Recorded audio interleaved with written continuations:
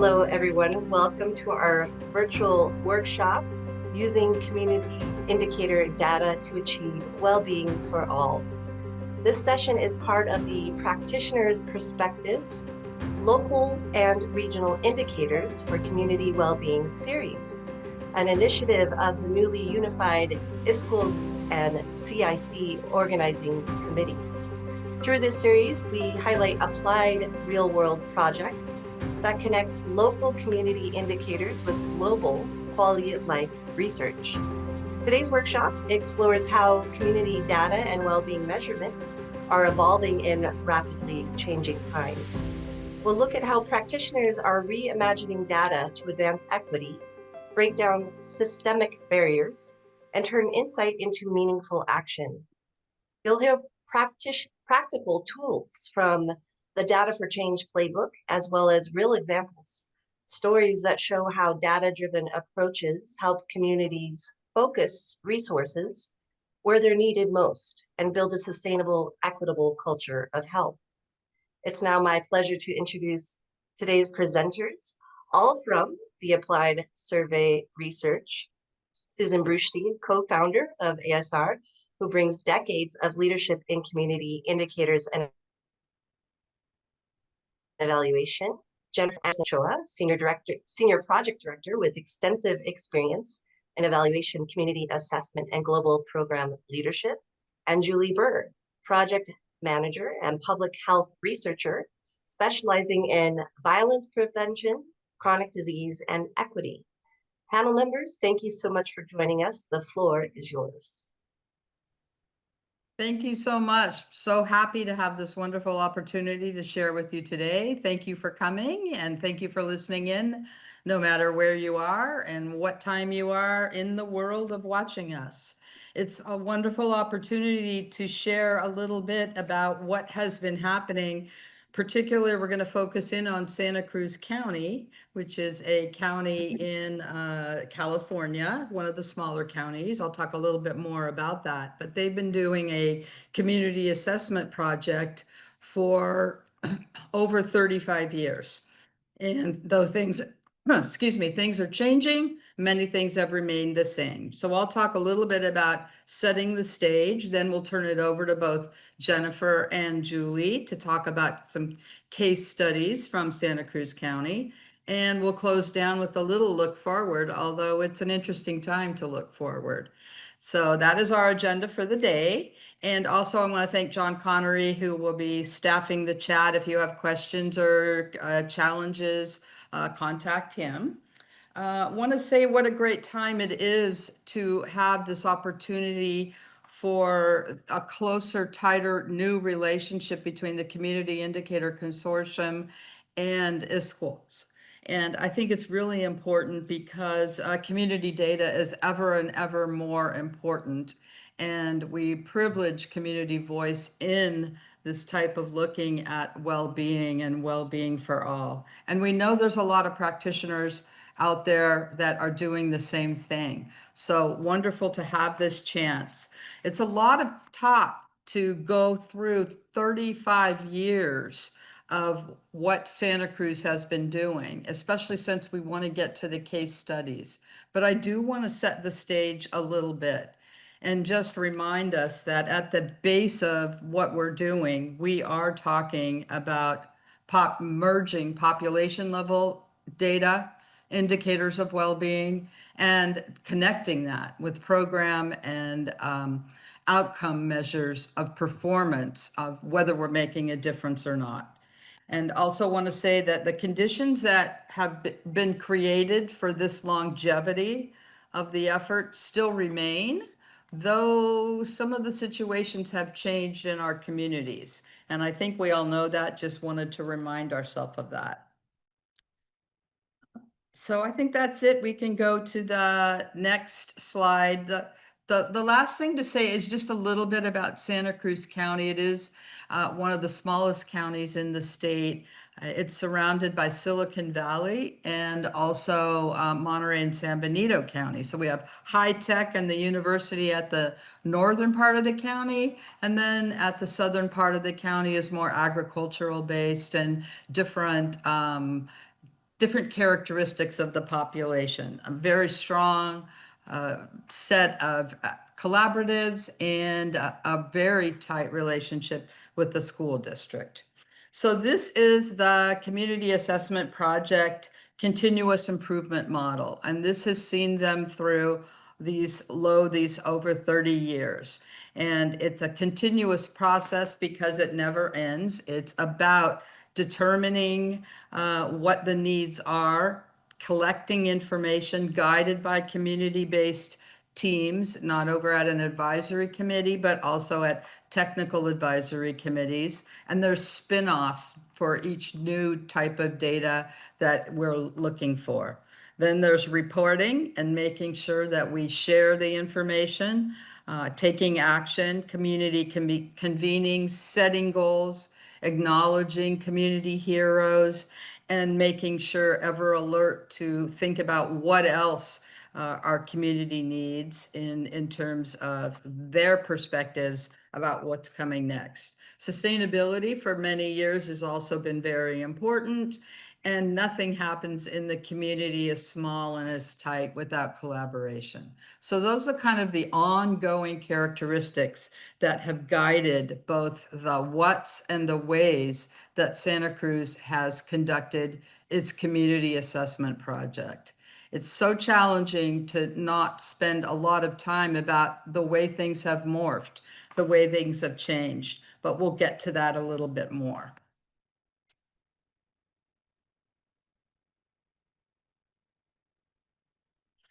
So the world changed for Santa Cruz a little bit when it received the Culture of Health Award from Robert Wood Johnson. And that happened after Santa Cruz had already been involved for many, many years. But the importance of receiving that award, especially for a small county like Santa Cruz, was huge. It gave Santa Cruz a group of participants throughout the country that were undergoing the same types of efforts to bring equity to the forefront, to make sure that well-being was being measured on an ongoing basis, and also providing technical assistance and resources that the small counties and the other recipients might not be able to receive. So that set us on a new trajectory working with Santa Cruz and opened up the world to a larger perspective, not only with what our partners and colleagues were doing, but also with the University of Wisconsin at the county health rankings. And they developed a new model of health and well-being.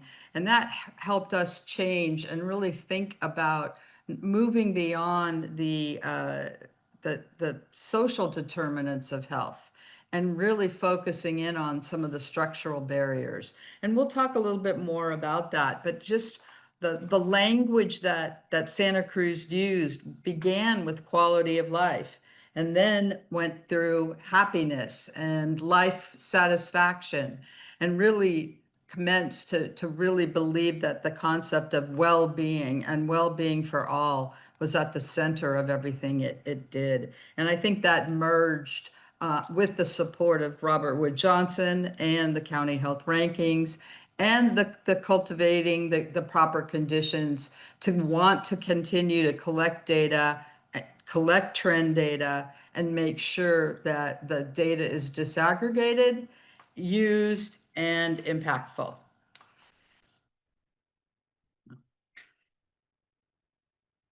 So this reflects more of the change that took place through the many years.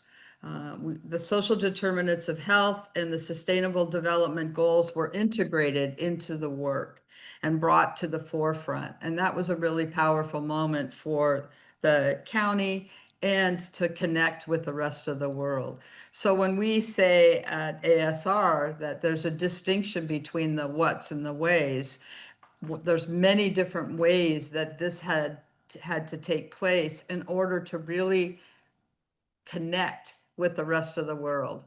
Went through the Community Indicator Consortium, Santa Cruz and the rest of our partners had connected with the OECD and their intentionality about telling the story of well-being and happiness and life satisfaction.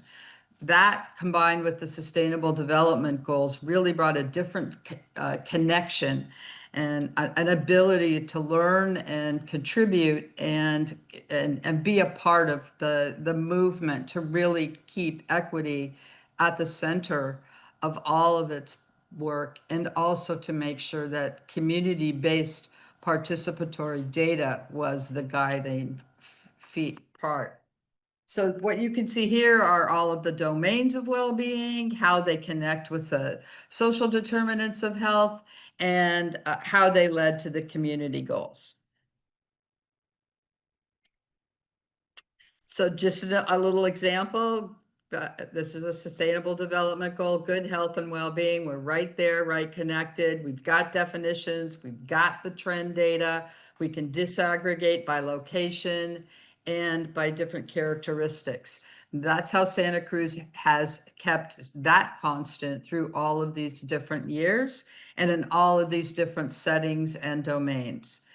Now, the excitement that we're going to have is we're going to hear from about two case studies, and they're at different levels and they're at different content areas. And that building the base of commitment to data, participatory data, guided by well-being and equity, means that it can flow through all sorts of different efforts that Santa Cruz has continued to do. Last, just not to forget, is that Robert Wood Johnson has supported the County of Santa Cruz and supported it with a platform that is helping us even now, and that's data share. So that we might not have new data flowing in from some aspects, we do have the data from data share.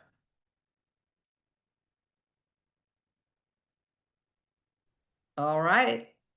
We're going to turn it over to Jennifer now. She's going to start us off. Thank you.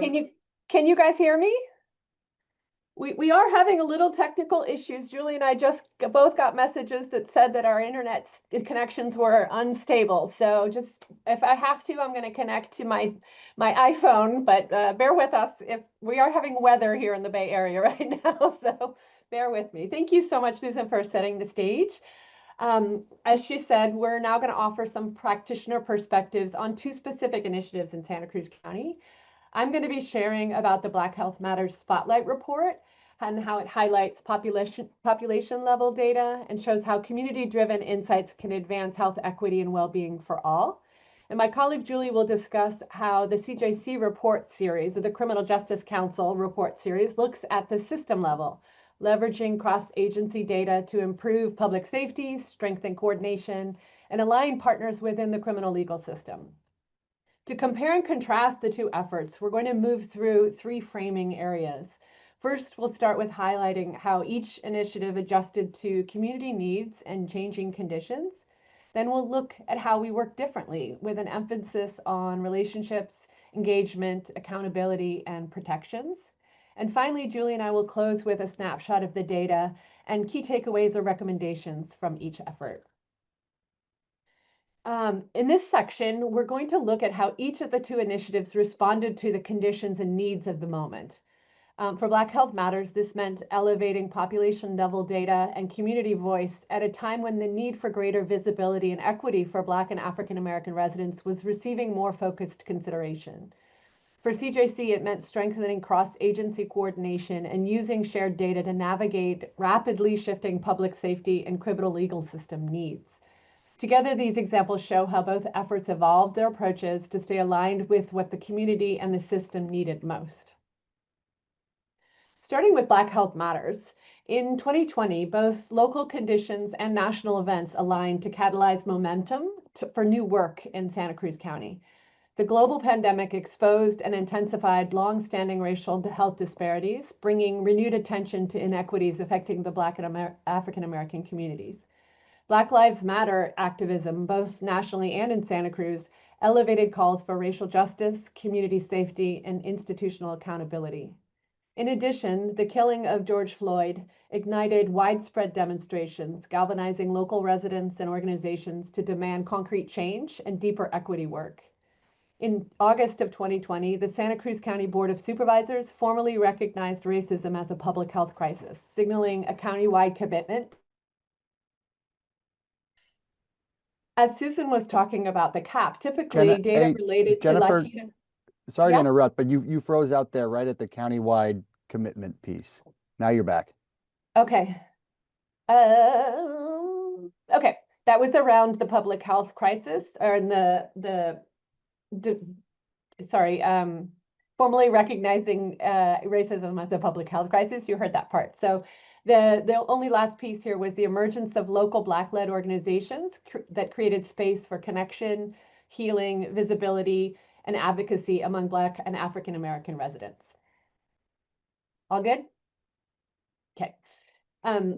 Typically in the CAP, data related to Latino and white residents as the largest population groups in Santa Cruz County were included in the Community Assessment Project's disaggregated data. Smaller groups, including Black and African American residents, were often combined into an other category because their numbers were too small for reliable subgroup analysis. This left gaps in visibility and understanding of community needs. And as just mentioned, the time had come to take a dedicated, closer look, ensuring this population was accurately reflected, heard, and centered in planning, policy, and equity efforts in Santa Cruz County. In 2020, ASR first worked with the Black Health Matters Initiative to create the Making the Invisible Visible data snapshot using available secondary data. And then in 2021, we sought community input to inform a more in-depth report exploring the issues impacting quality of life in this community. In addition to collecting additional secondary data, ASR conducted focus groups and a survey with local Black and African American community members. Together, this helped build a more complete understanding of the community's experiences and potential areas for action.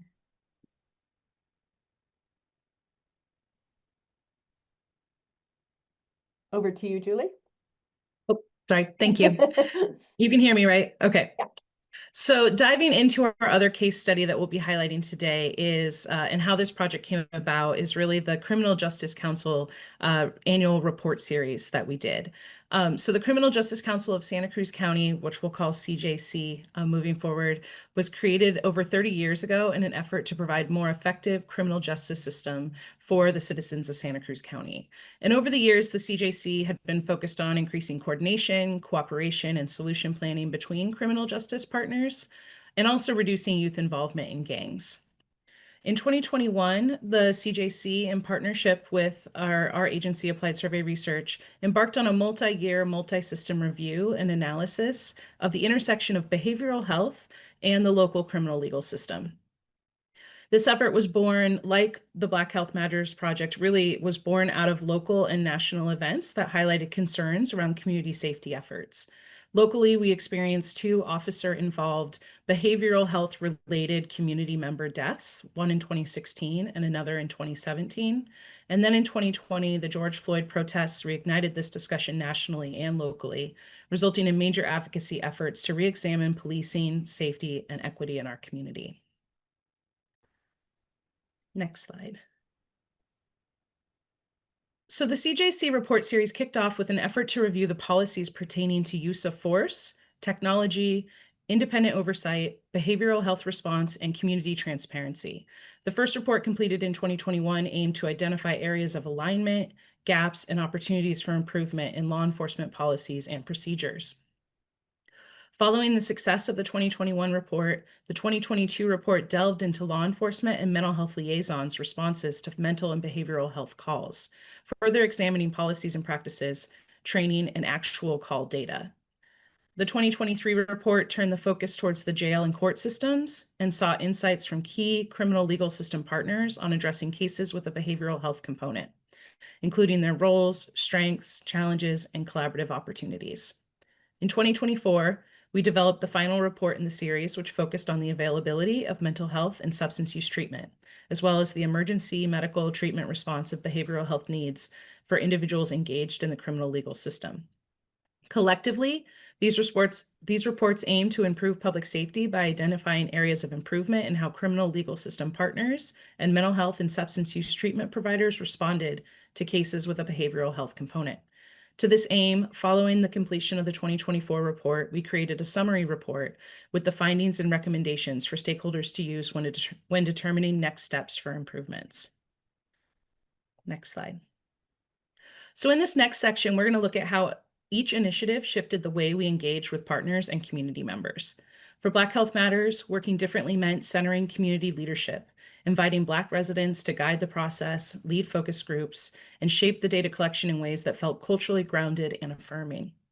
For the CJC report series, it meant examining how the criminal justice system was functioning, documenting existing coordination and processes across agencies, synthesizing perspectives from partners, and offering recommendations to improve alignment and system effectiveness. Together, these examples show how both efforts adapted their approaches, one at the population level and one at the system level, to create more meaningful engagement and more coordinated action. So diving into relationships and engagement, I'll throw it back over to Jennifer. All right. So for the Black Health Matters Spotlight, starting from the very beginning, the indicator selection process was done collaboratively with community members, including representatives from Black and African American partner organizations. After agreeing on a set of indicators, we again worked collaboratively to narrow down survey and focus group questions by continuously asking what's nice to know versus what's truly needed, and which questions will lead to action, policy change, and meaningful next steps. ASR then trained focus group facilitators who were recruited directly from the Black and African American community, because we knew that conversations would only be as strong as the trust in the room, and that trust grows more easily when participants are talking to someone who looks like them, understands their experiences, and is also rooted in the community. During the focus groups, ASR's role was limited to scribing. We kept our cameras off to ensure the space was comfortable and community-centered. During the planning process, we heard from local leaders about what participation had meant to them. We heard that being invited in, having space to share their experiences, and knowing those insights were valued added real meaning to both the process and the product. Brenda Griffin, who at that time was the president of the local NAACP chapter, shared, "How others see us is important, but how we see ourselves is monumental to our spirit, health, and well-being. I hope this, participation in the process, will instill a sense of pride and belonging to a community that is rich in possibilities." Over to you, Julie. Thank you. So the CJC report series also had a big list of collaborating partner agencies who contributed in a variety of ways across each of the reports. For each report, an ad hoc committee was created with members from the larger CJC who really worked to support us as we developed each particular report. In addition, each report's ad hoc committee, key partners including all 5 local police jurisdictions participated, the courts, both the district attorney and public defender's office, the probation department, county behavioral health, the 911 call center, local behavioral health and substance use treatment providers, as well as a number of other community-based organizations participated. Really broad participation across the whole spectrum of criminal legal system partners.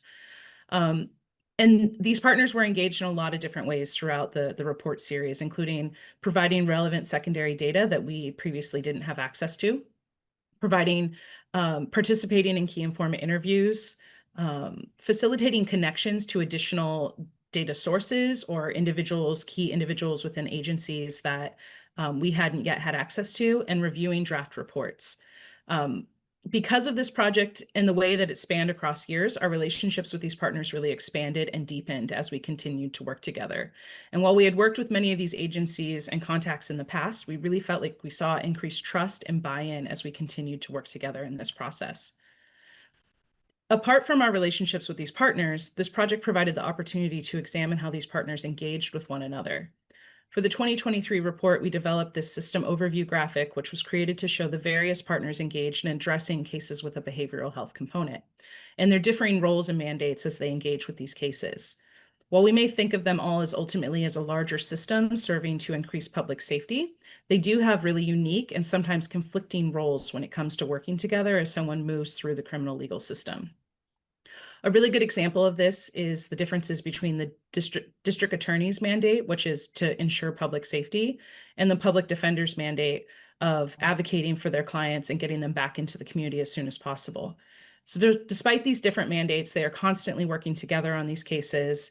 And so having a shared understanding of their differing priorities is important for them and other partners involved with these cases to really understand as they are working on them. Next slide. So next, we want to highlight some ways we addressed accountability and protections in these two projects. All right, back over to Black Health Matters. Due to the difficult nature of the topics and the potential for triggering trauma, extensive consent forms were completed prior to the survey and the focus groups, and the focus group questions were provided in advance. The group recommended not recording the sessions, noting that some participants might choose not to attend or might leave if the sessions were recorded. So our jobs as scribes were particularly important to capture everything. Partners shared that longer sessions aligned better with community norms, so each focus group was set for 2 hours to allow space for conversation and storytelling. We began each session with a short list of agreements and invited feedback, additions, and questions, and the group confirmed consensus before moving forward. There were several ways in which we built in mental health support. At both the beginning and the end of each focus group, participants were reminded to take care of themselves and step away if needed. The ASR developed facilitator guide included check-in prompts and supportive language to help facilitators monitor how participants were feeling and offer care in real time. And recognizing that we were asking historically underserved people to share deeply personal and potentially traumatic experiences and perspectives, a local culturally appropriate mental health professional with an African, Black, Caribbean-focused practice was identified and volunteered to support all project participants, including the facilitators. The mental health professional's contact information was shared in both the survey and on the focus group consent forms, and then was reshared at the end of the focus groups. Individual one-on-one support was offered, and after all data collection activities had concluded, she conducted an optional debrief session open to all participants. Over to you, Julie. So, turning back to the CJC report series, the participants in this project were really the system partners. When engaging with them, we prioritized transparency and clear communication, ensuring that they understood the purpose of our project, what information we were hoping to learn about, and how we would be reporting our findings. We did this in several ways, including sharing the project background and goals when requesting interviews and data, sharing the interview questions in advance with interviewees so that they could feel prepared, making sure they knew that our reporting would be shared really by organization or agency level and not attributing feedback from any specific individuals. And once the reports were drafted, we shared any interview summaries, takeaways, and key quotes that were used back with them to ensure that they felt the information being reported was accurate to what was shared. For all secondary data we received, we communicated with the sources to ensure that we were accurately understanding it and wanted to learn about any contextual factors that were at play that we really needed to know in terms of how we were sharing that information. All right, in this next section, we'll walk through key data highlights from both efforts. We'll share what the reports revealed, both at the population level for Black Health Matters and at the system level through the CJC annual report series, and then lift up the main takeaways and recommendations that emerged from each. All right, let's start with the Black Health Matters report. One of the areas we explored was how connected Black and African American residents felt in Santa Cruz County, that sense of community, belonging, and being part of something. There's a lot on this graph, but I want to pull out just a couple points to give you a sense of the pattern. About 3/4 of survey respondents, or 77%, said they felt hopeful about the future of their community, but less than half, 46%, felt their relationships in the community were as satisfying as they'd like. So people were hopeful, but many were still looking for stronger, more fulfilling connections. Recognizing that part of feeling connected in a community is simply seeing and interacting with people who share your identity and lived experience, we asked survey respondents how they interacted with other Black or African American people outside their own household and close friends. Next slide, John. 45% said they rarely or never had those interactions. So for many residents, opportunities to connect with other Black community members were limited, and that can have a real impact on how grounded or supported people feel in the broader community. Next slide. On the flip side of community connection is the experience of social isolation. We know isolation has been widespread overall, especially coming out of COVID, but we wanted to understand how it shows up specifically for Black and African American residents in Santa Cruz County, and how much of it is tied directly to race and ethnicity. 42% of survey respondents said they often felt socially isolated because they're Black or African American, and another 24% said they sometimes felt that way. That's 2/3, or 66% of survey respondents who reported experiencing some level of racially related social isolation. Next slide. We also asked about experiences with healthcare and discrimination and how racism impacted survey respondents' mental health. Over half, 54%, said they felt their race or ethnicity had affected the quality of healthcare they've received in Santa Cruz County. And a striking 89% said that racial discrimination had often or sometimes affected their mental health. One survey participant shared, "I came here for a job, but the choice of having moved here has been expensive in every way. It's taken a toll on my well-being, spiritually, psychically, physically, and psychologically. It has made me insular and unable to trust coworkers and neighbors. It has caused me to shrink and wither from interactions, and it has reduced my social circle." Next slide. Given the national context and conversations about law enforcement and racism that were occurring at the time, we also wanted to understand how survey respondents viewed local law enforcement, both in terms of safety and fairness. A little more than half, 54%, said that they felt fairly or somewhat confident that local law enforcement would keep them safe. No survey respondents reported feeling completely confident that law enforcement would keep them safe. And 22% reported feeling that they were not at all confident that law enforcement would keep them safe. 61% said they were only slightly confident or not confident at all that law enforcement would act without prejudice or discrimination.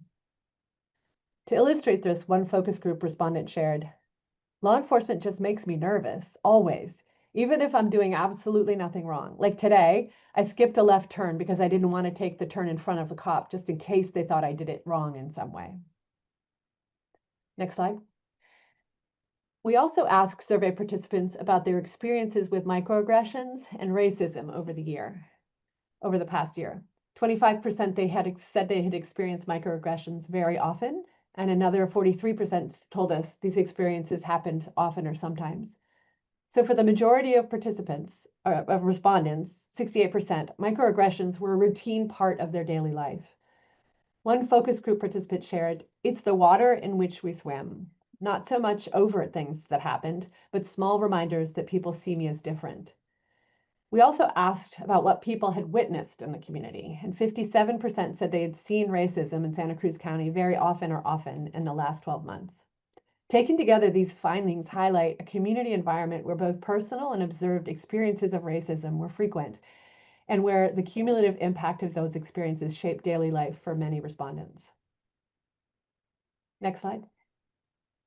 Now I'll switch gears quickly and highlight a few themes that came through in the focus groups. You'll notice a lot of alignment with what we heard from survey responses. The first is related to connection and belonging. Participants talked about having mixed experiences when it came to feeling connected, both to the Black and African American community and to the broader Santa Cruz community. Some people described feeling isolated, while others said that recent social justice advocacy and the growth of local Black-led social groups had helped create more spaces to come together. Safety was another major theme. Many participants shared that they did not feel safe throughout most of Santa Cruz County, except in their own homes or in places where they knew other Black and African Americans would be present. They also named specific parts of the county that they actively avoided because they did not feel safe. And several people spoke about fear when interacting with specific police departments. Participants also described a range of local experiences with racism. This included being followed or watched in stores, being ignored or not served in restaurants, having the police called on them while doing normal things, receiving comments about their appearance, or hearing racial slurs. And finally, people were paying close attention to how community responded to incidents of injustice. One example participants raised was the vandalism of the Black Lives Matter street mural and the fact that months later it still had not been repaired. For many, the lack of response from local systems and leaders sent a strong message about belonging, safety, and whose experiences were taken seriously and whose were not. Okay, you're already on the slide. Good.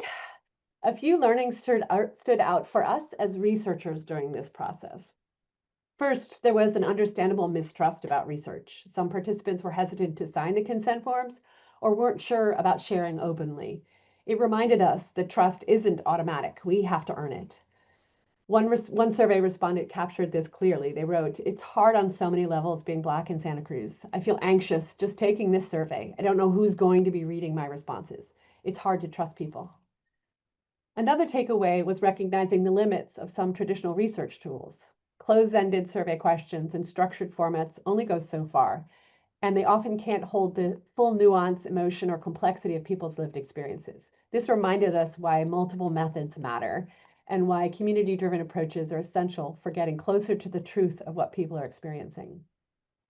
Another takeaway, a reminder, was how intersectionality shapes people's experiences. Being Black or African American intersects with many other identities: gender, age, income, disability, LGBTQ+ identity, and those combinations influence how people move through the world. With a small sample, we couldn't explore all of those layers in depth, but this effort highlighted how essential it is to keep intersectionality in view as the work continues. Finally, many participants expressed deep gratitude for having a safe place to connect, talk about these issues, and feel seen in a community, highlighting that more opportunities for listening, connection, community-led dialogue are needed. Next slide. Local leaders also shared their reactions, reflections, and key takeaways on being part of the Health Matters Initiative Spotlight. Kat Willis, who's one of the founders of the initiative, shared, "Understanding the full spectrum of the Black experience in Santa Cruz County through the Black Health Matters Spotlight is key to manifesting lasting and impactful change for our whole community. Black residents are held in equal measure of high standard of quality of life in all areas: safe and affordable housing, 21st century education, engagement for our youth, access to healthy foods, and access to parks that are inviting, safe, and inclusive. This is what it means to set the standard of equity in action for a whole community." The 2021 Spotlight didn't just document conditions, it helped spark continued action. In the years since its release, the Black Health Matters Initiative has expanded its Youth Ambassadors program, offering weekly youth programming and opportunities for leadership and connection. There's been an increase in initiative-sponsored outdoor and wellness activities like hikes, surfing events, and other events that create space for community building and joy. These increased activities show how the initiative is using approaches rooted in nature, culture, and movement as part of promoting health, recognizing that part of well-being is related to belonging, environment, and shared experiences. The initiative has also supported more businesses and individuals who are creating Black-centered events and cultural gatherings, strengthening the cultural infrastructure, and building belonging, visibility, and agency, all core parts of their broader health equity strategy. To wrap up, the Black Health Matters Spotlight helped clarify where the greatest needs and the greatest opportunities truly were. By servicing the lived experiences behind the numbers, this work gave partners a clear sense of where to focus resources, how to respond more effectively, and what it would take to build a more equitable, sustainable culture of health in Santa Cruz County. Over to you, Julie. Thanks, Jennifer. So turning now to the CJC report series and some of the key data that emerged in our efforts to better understand how the local criminal legal system and providers respond to cases with a behavioral health component. This systemic analysis was really valuable in learning about how these systems impact individual and community well-being as it intersects with issues of community safety. And I think that the data that Jennifer just shared really highlights the value at taking this deep look at the system level in Santa Cruz County as well. So for the first report in 2021, we embarked in an effort to review local police policies pertaining to use of force, technology, independent oversight, behavioral health response, and community transparency. Through our analysis, we learned a lot about the ways the 5 local police jurisdictions were operating, often under the direction of really similar policies. The report provided a breakdown of policy alignment across jurisdictions, as you can see in the snapshots on the left. And using this information, we also created graphics that highlighted key data related to the policies across the county. For example, we found that 100% of the agencies, all 5 surveyed, had policies that required their officers to use de-escalation techniques, that banned chokeholds and neck restraints, that required officers to intervene when they saw excessive force being used, and banned shooting at or from moving vehicles under most circumstances. Next slide. The second report in 2022 sought to better understand local law enforcement response to mental and behavioral health calls when they came in. One area of focus in our data collection for this report was on the utilization of mental health liaisons working in conjunction with police departments to better address calls with a mental or behavioral health component. And for those that are not familiar, a mental health liaison is a mental health professional, typically a licensed clinician or social worker, who partners with police to provide an on-scene crisis intervention, assessment, and linkage to appropriate community behavioral health services for individuals experiencing a mental health crisis. Of the 5 police jurisdictions in Santa Cruz County, 3 jurisdictions reported utilizing mental health liaisons. And of the 2 that did not, they both indicated that they thought their departments would benefit from the program. Next slide. When examining policies related to responding to calls with a mental and behavioral health component, one issue we heard about was challenges related to an individual's medications when they get arrested. Going from out of custody to in custody can cause disruption in use of critical medications for these individuals and really impacting their well-being as they move into custody. When inquiring with local police jurisdictions about whether or not they have a policy regarding arrestees' medication, only 2 of the 5 jurisdictions indicated that they did. But all of the other 3 jurisdictions agreed that they would be willing to participate in a work group to create uniform policies related to arrestees' medication. The report also shared key quotes from law enforcement and mental health liaisons that participated in our survey. One mental health liaison's perspective on being paired with law enforcement in response to these calls was, quote, "It provides a level of safety for all individuals present in a call. It delivers the opportunity to address any safety or risk concerns. It provides the opportunity to enforce a criminal intervention or a mental health service, depending on the need or the problem at that call." And this was a sentiment that was shared among all of the mental health liaisons we surveyed, which we thought was really interesting in thinking about who should be responding to calls with a behavioral health component when they come in. Next slide.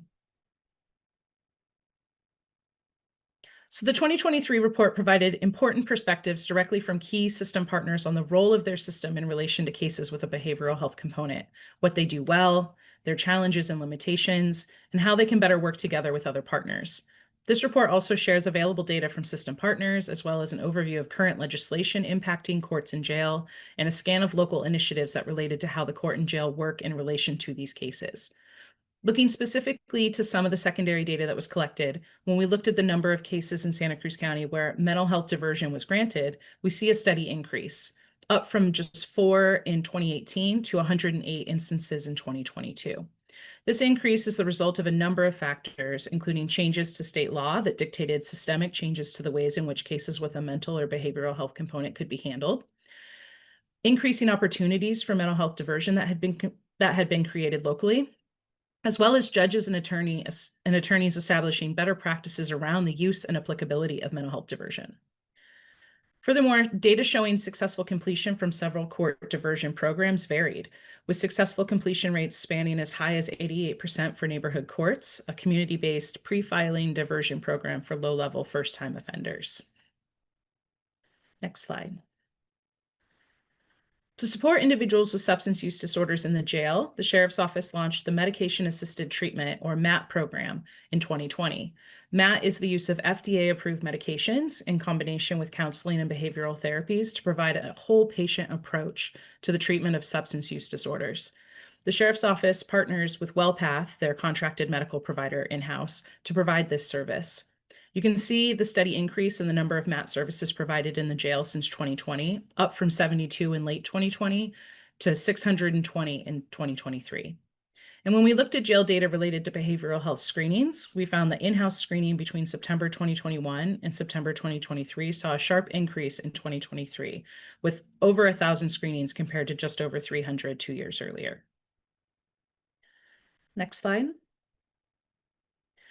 So the 4th report explored barriers to accessing treatment, care coordination, and reentry support, transitional housing, and policy priorities by sharing available data from system partners related to treatment provision, an overview of current legislation impacting behavioral health treatment, and a scan of local initiatives addressing service needs, as well as findings from key system partners who participated in key informed interviews and surveys. Survey respondents identified limited availability of treatment slots, a well-known structural challenge in Santa Cruz County, and ambivalence to treatment as the top 2 barriers to accessing mental health and substance use abuse treatment services for individuals in the criminal legal system. When looking specifically at transition points for this population, like going from in custody to release, survey participants identified housing instability, mental health and substance use relapse, and limited access to services as the top 3 challenges faced by individuals in the criminal legal system in Santa Cruz County. Next slide.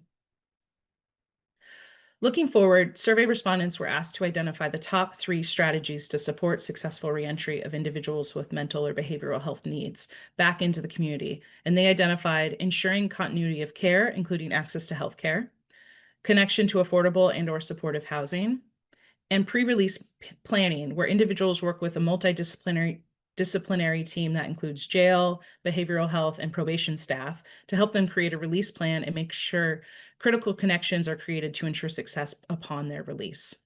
All of these solutions point to much needed structural changes in how individuals are supported both before and after release. Next slide. So year after year, system and community partners expressed a shared sense of urgency and commitment to addressing gaps, seeking solutions, and working together better to improve the systems of care in Santa Cruz County. Following the successful completion of the 4 annual reports, we developed a summary report, pulling in key data and takeaways from each report. We also developed a set of recommendations based on the findings from each of the reports that tied together reoccurring themes from what we had heard. These recommendations came directly from the findings of this effort and were intended to be a starting place for moving to action both as individual stakeholders and as a collective system. Diving into those recommendations, the first set are related to policy and infrastructure. So maintaining and modernizing policies, more specifically upholding the alignment in law enforcement policies and ensuring regular updates. Next was improving jail infrastructure, updating or building jail facilities for individuals with behavioral health needs. And then reducing administrative burden, simplifying administrative procedures to reduce paperwork and free staff resources. The second set of recommendations were related to behavioral health system improvement, expanding mental health liaison program by increasing mental health liaison coverage, sharing roles across jurisdiction, and expanding the hours that they're on. Next, we had streamlined emergency mental health response and improving procedures at emergency crisis facilities and expanding acute care capacity. And then we had expanding treatment options overall. So increasing step-down, locked, and on-demand treatment services and removing access barriers. The next set of recommendations were related to service coordination and reentry and included improving continuity of care. So bridging gaps in care, transitions between jail, treatment, and housing. Then strengthening reentry planning. So improving care coordination and reentry planning prior to release from custody or treatment settings. And then enhancing collaboration and communication. So strengthening coordination and communication across criminal, legal, behavioral health, and other service systems. And finally, the last set of recommendations were related to housing, funding, and community engagement. First, increasing housing availability, expanding transitional, sober living, and affordable housing. Increasing program and treatment funding. So sustaining programs and developing services for individuals not eligible for specialty mental health care or those with basically meeting the needs that have lower level needs, not just those at the highest levels, doing that prevention work.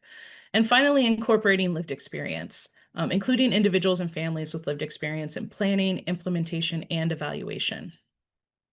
While each of these partners involved in this report series have different entry points to work towards system change, collectively they can address some of the larger, more systemic issues facing the broader systems of care for the individuals they're all serving in Santa Cruz County. Next slide. Finally, we want to share some notable events that followed the release of this report series. The use of force policy comparison report in 2021 was the first of its kind in the United States and received several awards as a result. Beyond the recognition, these awards helped uplift the value of diving deeply into this topic and allowed for broader reach in sharing an example of what could be done when examining this issue. Locally, this report marked the first time our county law enforcement agencies had spent time talking to each other and the call centers about their policies and this issue. The improvements in calls were handled and improvements in how calls were handled resulted from this process. In preparation for data collection for the second report, local law enforcement jurisdictions standardized their 911 mental health call codes, improving collaboration and enabling comparison and tracking of calls across the entire county, which was a really big accomplishment. Although another result following the release of this report, unfortunately, was later cut from the California budget, but initially the Sheriff's Department had utilized a second report to secure funding for an expansion of the mental health liaison program and an expansion to the MAT provision in the jail. Both of these programs are ones that we continue to check with the sheriff to see if they are continuing to pursue, because we believe so wholeheartedly in how impactful these programs are. And knowing that they got funded initially, we keep hope alive that this funding will come back to these two programs. And then following the completion of the report series, the sheriff shared that he would be initializing a subcommittee of system partners to carry forward the recommendations from this summary report, which was really exciting for us to hear as these reports came to a close.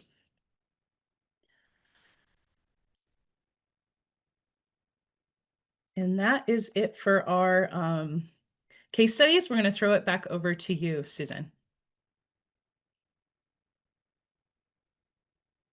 You're on mute. There it is. I was on mute.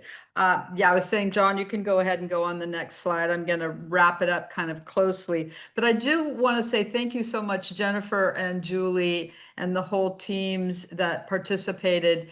You don't get to have this kind of beautiful, actionable data unless there is trust, unless you have cultivated the conditions to really, really do what the community wants, by, and for the community, without really understanding the importance of well-being and understanding what equity looks like. So hopefully you saw that not only wind its way through the community assessment process as itself, its own entity, but through all of these other spin-offs. We don't have time to go through the revised health rankings roadmap model, but it really does show an evolution from a view of public health that is centered previously more on the individual and now looks at the structures and the systems that have a bearing on your own well-being. And like to spend a little bit more time on this, please go to the county health rankings and you can look at it. But here you will see some of the unwritten rules and unknown and invisible structures that have a bearing on well-being. Go ahead, John, to the next slide. For particularly looking about those rules that maintain, create, or eliminate durable and hierarchical patterns of advantage among socially constructed groups in the conditions that affect health. And the reason that I'm spending a little time here is we have found through this work, this over 30 years work together, that language really matters and narrative matters, and that using the data and a common description really does help bust through some of these structural determinants. And that is what we're about when we do community-based participatory research at different scales. Go ahead, John, to the next slide. So County Health Rankings also instituted in the last couple of years the health narrative and what it takes to have an equity-based narrative. And we'll go through these slides quickly. You can access their information on County Health Rankings, but it is the result of the entire country's input and the 68 counties that are working with the culture of health. So the input has been garnered. It's the best practices about how to achieve equity, how to achieve health and well-being for all, and what the narrative, the common narrative and the communication strategies can do. So that's a big giant way. We have the data, now we need to make sure that the data works for us. Next slide. Here's an example of each one of the components of what it takes to achieve health equity for all and how to transform previous systems into systems that are friendly to community members. Again, lots of time we could spend here, just a little glimmer for you. We've also determined that, as mentioned before, it's not only changing the what and keeping our eye on the data. It's changing the way that communities work. Here is an example of the skills that we have found in working not only in Santa Cruz, but in other counties as well, that if you really are going to achieve equity and for all, you need to make sure that you have skills and investments in leadership, in being driven by results and welcoming accountability. You've got to have community involvement at every step of the cycle that we talked about. And that systems investments really count. And when you have better data, especially the type of data that does disaggregate and keeps its eye on well-being, that you can achieve equity faster. And the other piece here is that equity is embedded in each one of those quadrants. And we have seen that even in difficult situations like right now, those that have good data, that are community-based, that provide protections, that show a way to action, as we've just seen, still can gather and leverage resources. And the leveraging of resources is particularly important, and which is some of the trust that you heard discussed today, especially when times are tight. So working post-COVID, that's where we are now. There's been so many different changes that have taken place. I'll wind up and just say, you did notice that all of that work that was shared was taking place during COVID. John is using the slides for us, but he's been doing and collecting with the entire Santa Cruz County, face-to-face, in-person counts of homelessness every single year, even during pandemic. So high quality, rigorous, actionable data can take place even in the most trying times. And we have to privilege and prioritize community voice. A couple of new structures that have emerged post-pandemic. We now have a brand new collaborative that has been adopted by the County Board of Supervisors. And it combines the southern part of the county, as I mentioned before, and the northern part of Monterey County. And that crossing over the lines that artificially have separated the county and its residents is really magnificent. And of course, they're generating their own data as well. The other thing to mention is that there was a new effort that was done, and it was called Santa Cruz Like Me, based on a strategic plan that the county had not had and now has, linked with equity data and equity in all of its components, looking at who's participating in all of the boards and the committees in the entire county, who's represented, who isn't, who has access to power. And finally, in the city of Watsonville, which has, I mentioned that this is more of our agricultural community and many members who do not have documentation. It was passed by the city council that though you did not have citizenship, you still could participate on community level actions and committees and have a vote. And that was actually something very, very powerful. So with that, I'll close it down and say thank you so much for this opportunity. Jennifer and Julie, thanks for sharing from soup to nuts what it looks like. And we're thankful to our partners to support the Community Assessment Project so that we can achieve well-being for all and keep collecting our trend data to make sure we're taking care of our most vulnerable families in the county. Thank you. Thank you so much, Susan, Jennifer, and Julie. This is our time now for questions and answers. If anyone has a question, feel free to either write it in the chat or raise your hand. We'll address it directly. We have Joe Sergi, who's with us now. He's going to start us off. Joe. Well, what a fantastic presentation. I loved every bit of it. You know, I certainly tip my hat to applied research, applied survey research, and of course the team, Susan and Julie and Jennifer.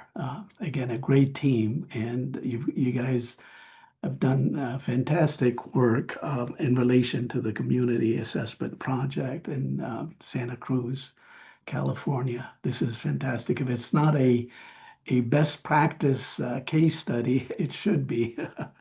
um, um, Let me say a couple of things about the presentation that was particularly impressive, especially from a practitioner's perspective. You know, the whole business of the Black Health Matters and the Criminal Justice Council. You know, applied survey research, you know, focus on subjective data, but I was particularly impressed that you know, your outfit also managed to deal with objective data, and objective data, you brought it in and used both subjective and objective indicators to capture the problems related to racial discrimination and health equity in Santa Cruz. So that was wonderful. And the whole idea, for example, of mental health screenings, you know, that was something that was formidable. And of course, looking at some of the subjective indicators dealing with, you know, barriers to accessing mental health and substance abuse programs, and the possible solutions related to those. I mean, that was, again, right on target. So again, I tip my hat to you on that. And what came out of the report, what came out of the indicators project was the recommendation for systemic change. That was really fantastic too, you know, in terms of the policy and infrastructure, the behavioral health system, types of improvements, the service coordinations, and housing funding and all of that. These recommendations, policy recommendations, again, are very much on target in the sense that's the purpose of what we do in terms of, again, community indicators projects. So ultimately, we'll be able to make those kinds of recommendations to policymakers. So again, kudos to you. I also loved the way that you manage to account and bring together different stakeholders in the community to be able to again conduct this kind of project. Again, the involvement of different stakeholders in the community is so important. So community involvement is something that is not to be taken lightly, and you've done a fantastic job doing that too. So again, on that note, again, many thanks for doing an exquisite job, a splendid job. And let's see if we can open up for questions and answers. If you have questions, please feel free to raise your hand, or maybe in the chat room, maybe you can actually jot down your question, and I'm sure the group will be able to address them. Thank you, Joe. Coming from you, that is very high praise. It means a lot.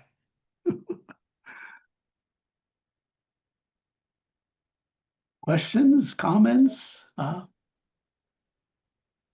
They're all welcome. Please feel free to chime in. I'll just ask something since I don't see anything in the chat bar. Given Santa Cruz's emphasis on merging population level well-being indicators with community generated insights, I guess if I'm explaining that well, what strategies would you recommend for ensuring that historically unrepresented groups, whose numbers are often too small for traditional statistically reliable subgroup analysis, are still meaningfully represented in data-driven decision-making?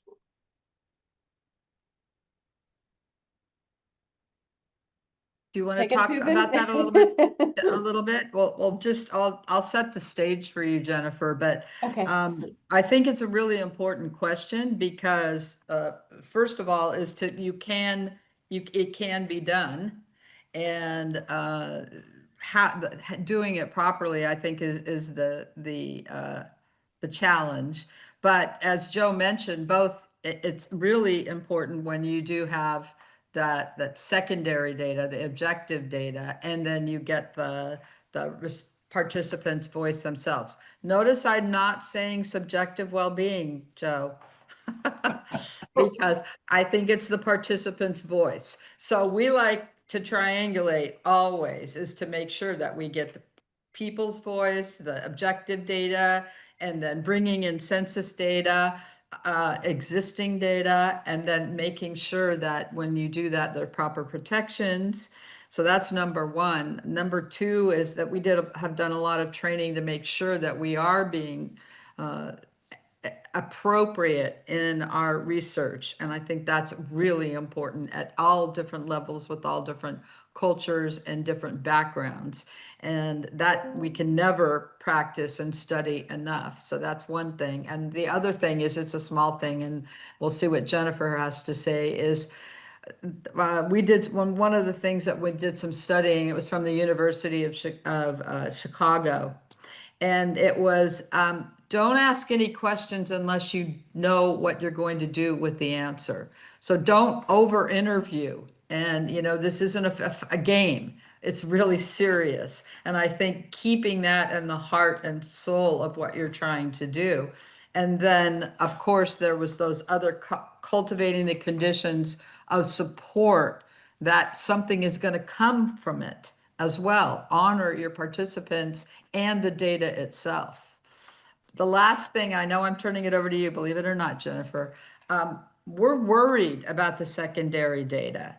And, we've even heard threats to potentially the census, which we can now, go down at a census tract level and get really finite data. So it's really important for all of you out there and for us, if we are going to tell the story of all of our participants, to make sure that we gather and guard the data that we do have.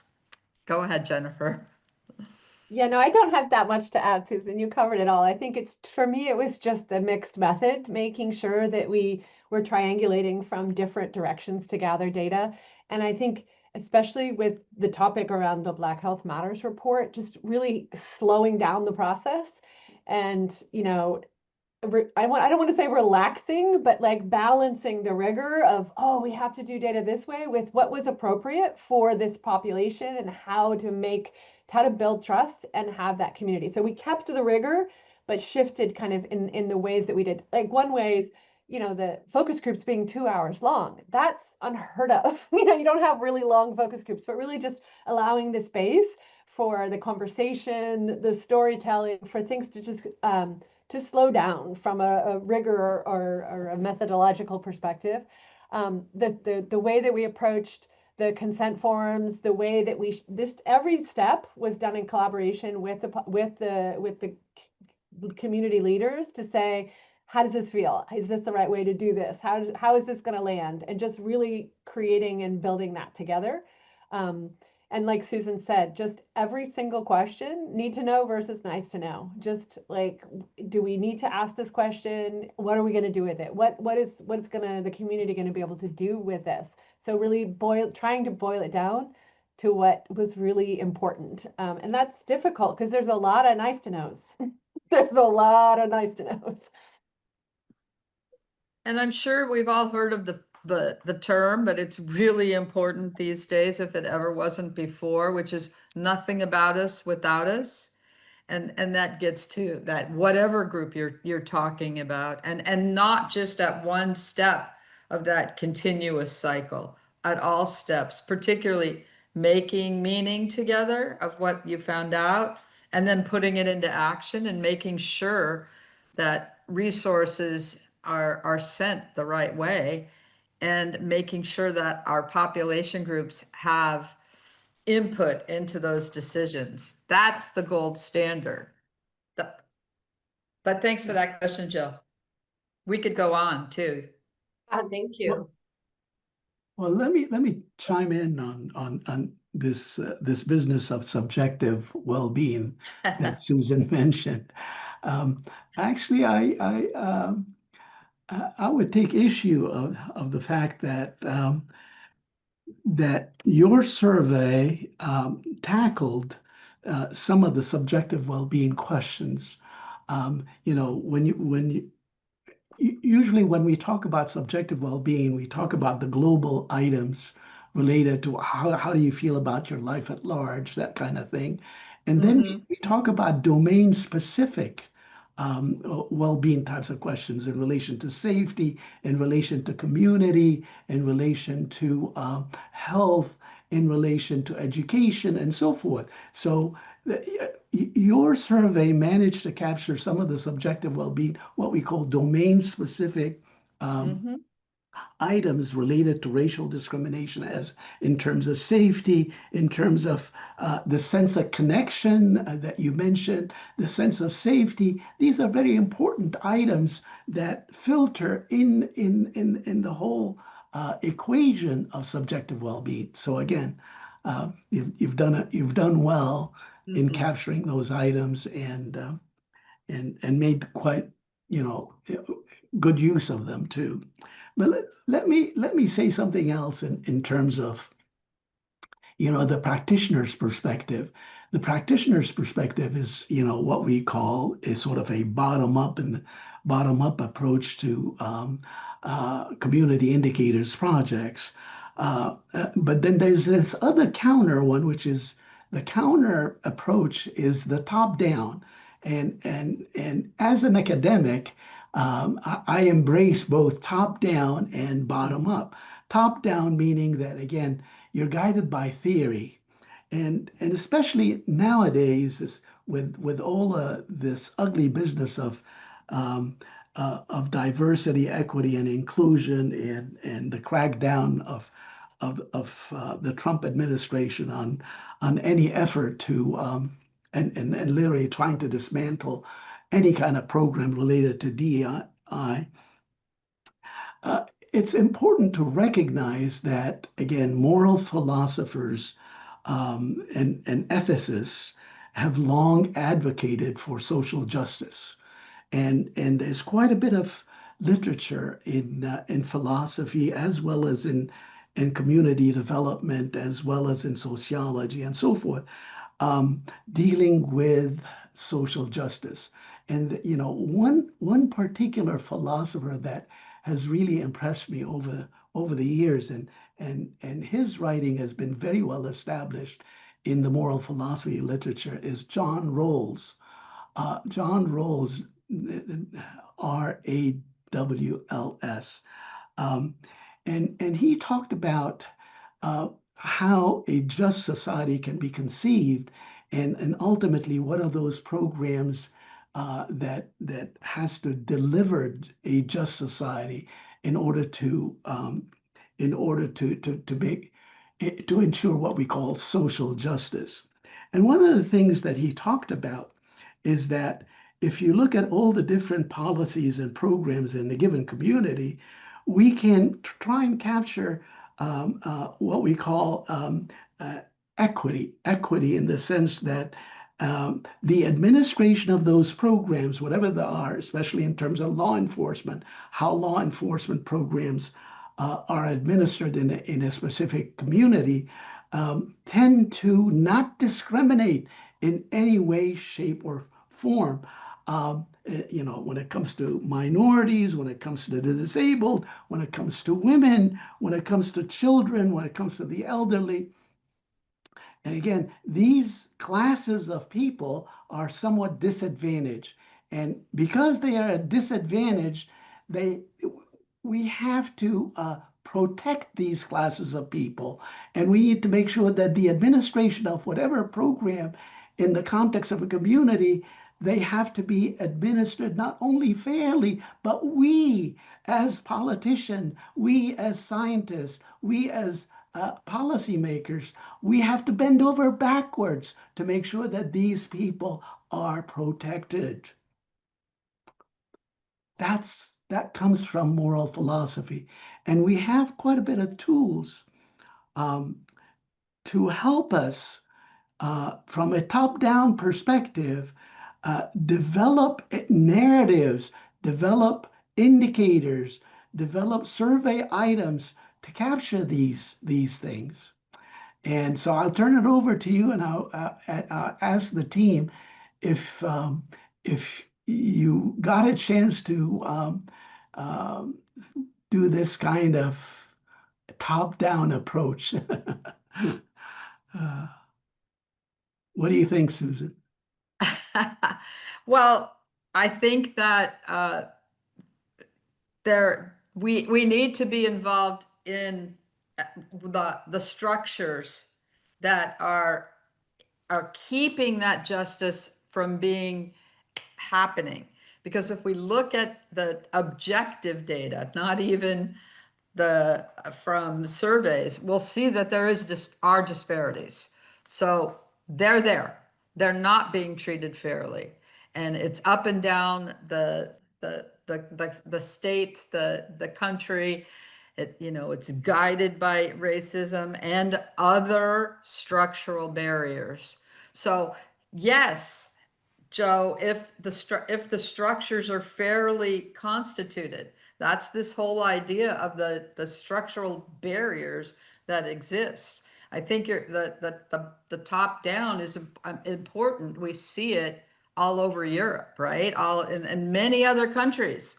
This is done with government support and participation. This is, and it used to be with CIC used to have support from the United States government. I mean, so, right. It hasn't always been needing to come from what you would say the bottom up. But if the top is not proceeding in a just and equitable way, no, it won't work. This is a way to change that thoughtfully with data and with the people that are participants. I mean, we can show where inequity lies. And so that's the danger, and why I chafe at calling something subjective. It's so important to find out how policies are actually being felt and experienced at the community level. But you're asking community researchers. We need both. That's why we talked about those systems. Some of these systems don't even know what they're doing, right? I mean, even you heard Jennifer share, they didn't even know what was happening. So a properly appointed system that was just and moral, the way that you described, but that's not what we have. And there's great people in those systems, but the systems themselves, I'm a Weberian, right? The iron cage of bureaucracy, even with good intentions, right? So that's why, don't get me started on this, because I mean, this is the role of data though, right? These issues can be helped to be discussed with even a little bit of data. And that was why we wanted to share these examples. And we have more of different difficult issues being taken up even during the pandemic, even when resources are tight, and to keep our eye on that. So yes, totally agree with you that we must protect and bend over backwards for the inequities that have been hardwired into these systems. And we do have the data to prove it, don't we? We do. Sounds like it. I think for me, it highlights how, right, I think we're in a time where nobody really knows what's true anymore. There's so much noise and lack of honesty and facts being shared. So this work, I feel like, provides an opportunity to really ground the narrative in what's actually happening, so that upward look is grounded in what's true, not just the stories and the noise and the trying of reframing. And it helps. I feel like that's our role, is uplifting this information to help ground what we're doing in truth, in the truth of people's experiences. So Thank you so much for saying that, and what what you and your team are doing is very significant, and it should be well recognized. We can change those policies, and then what's happening at that level will be fair and just and equitable. We created them and we can uncreate them, and that's where the data comes in. And then it's like, okay, we thought it was going to have this impact. Did it or didn't it? Is it working? Well, we need to switch. So that's that concept of changing the ways that we work. But I appreciate you bringing in policy, because Jill, this is an important piece for the practitioner's world, is those That's right. policies. Absolutely. Well, other people want to chime in? I would love to have you engage. I'm sure that you have burning questions, and if you have a question, it's very likely that others may be thinking alike. So feel free to chime in. I'm going to interrupt and just remind everyone that if you are watching this on our recording, or if you have a question that pops up, we do have a feature available on our new virtual workspace where you can ask these panel members anything directly. We'll be sending that information soon via email along with this recording. I think that's a good time to probably end this session, as we could probably go on a bit more, but I want to thank our panel members for your time. It was very interesting to see how you focused on combining rigorous well-being data with real community voices to create a fuller picture of how people are actually doing. I appreciated learning about the practical models from cities using cross-sector partnerships and mixed methods and participatory approaches. I think that's something very unique within our organization, really relevant to those who are in academia to connect the dots there. A key theme I thought also was interesting was to ensure that communities typically missing from traditional data sets are meaningfully included. So overall, thank you so much for helping all of us understand how you turn real research insights into tools that truly guide decision making. So thank you to the three of you. Thank you, Joe, for being our discussant. To everyone who's watching, thank you so much. We'll be sending out more details. Please consider attending either of our upcoming conferences if you are interested. Buenos Aires and in Kentucky, USA in August. So we'll send more details. Thank you again, and take care to everyone who's involved today. Thank you. Thank you. Thank you all. Bye now. Bye. Bye. Thanks, Bye. Susan. Thanks, Julie. Thanks, Jennifer. Thank you for having us.